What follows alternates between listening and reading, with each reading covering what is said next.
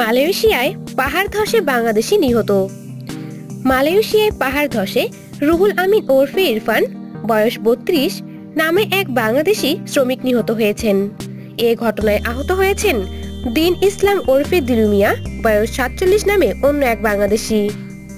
বাংলাদেশ সময় শুক্রবার বিকেল ৪টায় মালয়েশিয়ার পেনাং শহরে এ দুর্ঘটনা ঘটে। নিহত ইরফান যশোরের মনিরামপুরের কাশিমপুর ইউনিয়নের ইত্তা গ্রামের ছায়েদ আলীর ছেলে। তিনি ২ সন্তানের জনক। ৯ বছর আগে তিনি মালয়েশিয়ায় যান।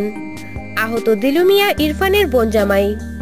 ইরফানের খালাতো ভাই মঈন হোসেন জানান, রাস্তা তৈরির জন্য পাহাড় কাটার কাজ করছিলেন ইরফান ও দিলু। এ সময় পাহাড় ধসে পড়লে তারা মাটি চাপা পড়েন।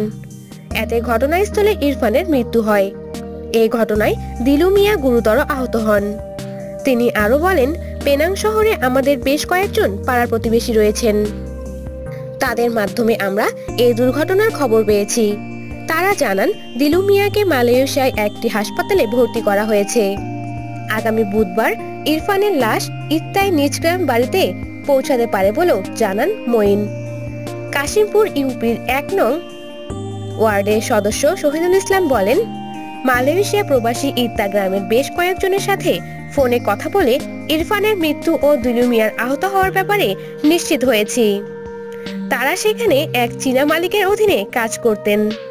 ইরফানের লাশ কবে দেশে আসবে এ ব্যাপারে এখনো নিশ্চিত হওয়া যায়নি। বাহরাইনে ৪ বাংলাদেশি নিহত। গ্যাস সিলিন্ডার বিস্ফোরণের ফলে ভবন ধসে বাহরাইনের রাজধানী মানামায় ৪ বাংলাদেশি নিহত ও আরো ৩০ জন আহত হয়েছেন। এপি সিনহুয়া বাংলাদেশ দূতাবাস সূত্র জানায়, নিহতরা হলেন চাঁদপুরের কচুয়া উপজেলার ফজলুল হকের ছেলে আব্দুল মাহান্নান, হাজীগঞ্জ উপজেলার আব্দুর রশিদের ছেলে জাকির, কুমিল্লার ব্রাহ্মণপাড়া উপজেলার ইসমাইলের ছেলে জয়নাল। নিহত অন্যজনের নাম আলো মিয়া। তার ঠিকানা জানা যায়নি। গত মঙ্গলবার সন্ধ্যায় গ্যাস সিলিন্ডার বিস্ফোরণের ফলে মানামার সালমানিয়া এলাকায় এ দুর্ঘটনা ঘটে। এ সময় পুরনো ৩ তলা ভবনটির একটি অংশ ধসে পড়ে। মঙ্গলবার ঘটনাস্থলে ৩ জন মারা যান।